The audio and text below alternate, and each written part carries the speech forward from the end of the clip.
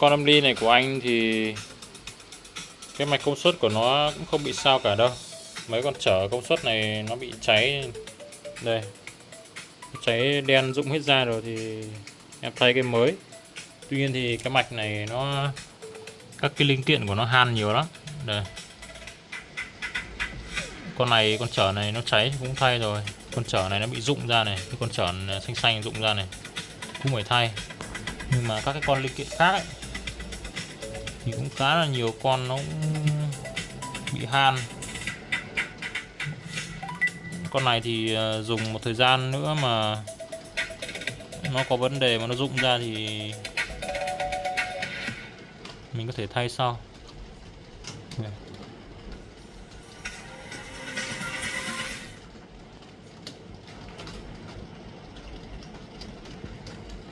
Bây giờ thì thay mấy con nó rụng ra rồi thì nó chạy rồi.